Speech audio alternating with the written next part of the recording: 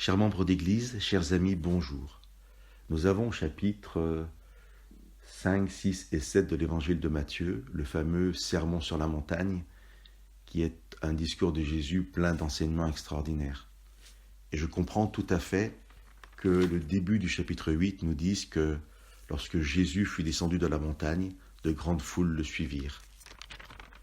Quelque temps après, au verset 18 du même chapitre 8, le texte nous dit que Jésus, voyant une foule autour de lui, donna l'ordre de passer sur l'autre rive. J'aime ce symbole de passer sur l'autre rive.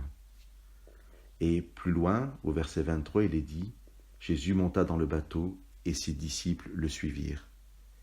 Dans ce texte, le disciple n'est pas celui qui simplement écoute Jésus et est ébahi par son enseignement.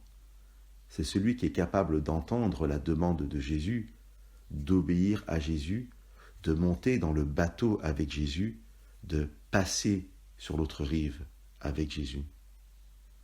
Et pourtant, ceux que l'on va appeler les disciples ne seront pas récompensés, puisque Matthieu 8, des versets 23 à 27, nous raconte l'épisode de la tempête.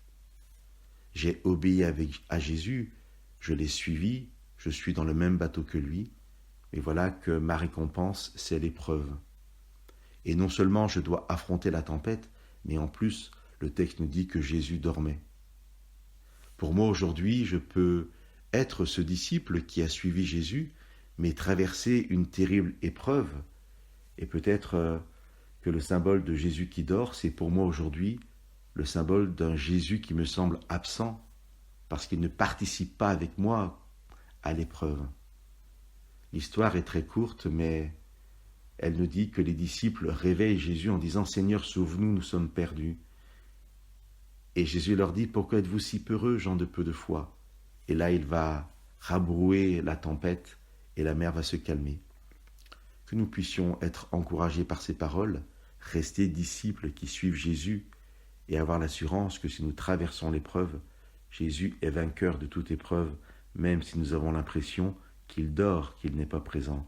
Jésus est avec nous. Que Dieu vous bénisse.